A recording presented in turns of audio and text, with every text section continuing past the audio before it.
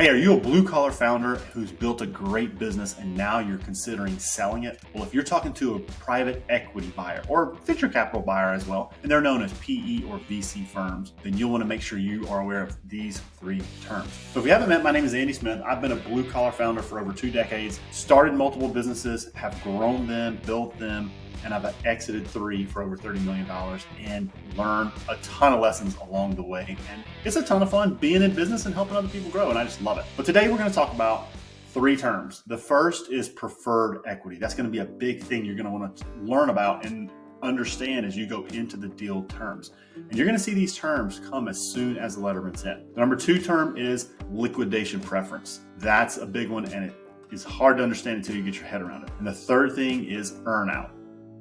And these are applicable, most of these, if you're going to be staying in the business to work. If you're going to exit and be done and take the check, then the structures could be a little bit different. But if you're contemplating staying on inside the business, you want to make sure you understand preferred equity, liquidated preferences, and earnouts very well. So let's jump into the very first one, preferred equity. Equity comes in different classes. Preferred equity is a certain class. Common stock is another type of class. So a typical buyer is going to want preferred equity. Now, what is that going to do for them? That's going to give them preferential treatment in terms of getting their investment back first. When distributions are paid, they're going to get paid first.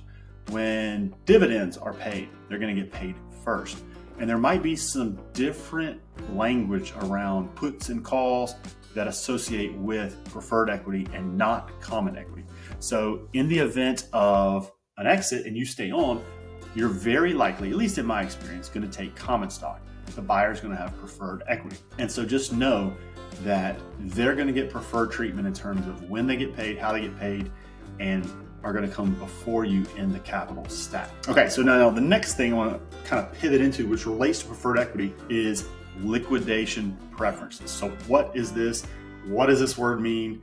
And how do we handle liquidation preferences? So liquidation preferences is the method, the route, the path, the order to how people and shareholders are going to get their money back. So in the event of preferred equity, let's take a case study from my very first deal. So preferred equity holders, these were the buyers, they get their money first. And then common stock buyers will get paid second. And so sometimes there's different numbers around this. So they'll get paid their investment plus something before common stock will get. So there's lots of little nuances and tricks that come in these deal structures. Fancy big attorneys will spend hours negotiating these things, but just know preferred equity is going to get you on the cap table. Liquidation preference is going to be what order are you getting your money and your return down the road as you grow and scale this business, assuming you're staying on, right? All right, the third thing blew my mind, earnouts. When we were going in to do our very first deal, most of the time you think, okay, I'm going to sell this business, I'm going to walk away. Well, if you're key to the business, the buyer may want you to stay on. And if you're going to stay on, then you need some type of, typically they'll structure an earnout. Now, why do they do that? To keep you motivated in the business. You've built up this baby, you've got this thing, now you're going to take a big chunk of money off the table. How are they going to keep you motivated to continue to grow and build that business? Well, one tool for a financial buyer is an earnout. So an earnout is where they pay you a portion of the equity up front. Then they give you certain milestones that if you hit this growth rate, you hit this revenue, hit this profitability, you'll earn out the rest of your purchase price through those earnouts. Now, there's lots of different opinions on this. My opinion is go into the earnouts with caution, big time caution. Whatever you get paid up front, consider that your nest egg. Consider that your value. And then as earnouts comes, they're like bonuses.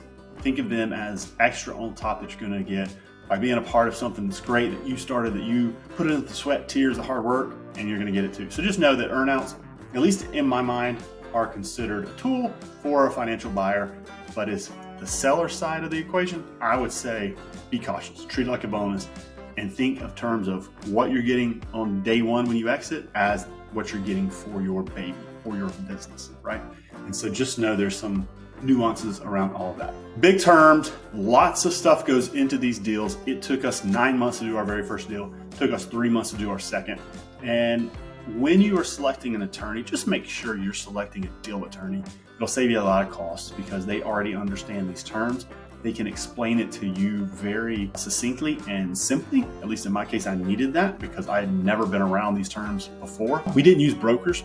We didn't use sophisticated hired resources. We just were dudes trying to get it done. I used advisors later on with our other companies because I knew that existed. But the first time I never knew. And so had to deal with these alone, and it was really, really hard. So friends, I just encourage you to enjoy the process. It's daunting, but when you're done, it gives you the impact, the relevancy, all the good stuff that comes with exiting a business. All right, my friends, I am Andy Smith. I'm on all social media at Andy Smith Life. I'm starting to put out more and more long-form content around growing, building, and exiting, specifically exiting, because there are a lot of founders exiting, especially baby boomer founders who are going to be exiting in the next 5 to 10 years. And it's a daunting process, but just know there are buyers out there looking for your business. Financial, strategic, angel, holding companies, all different types of buyers. So you've got options. If your business is attractive, you've got a lot more options. And I love helping other founders just navigate through that process. Andy Smith Life on all social platforms.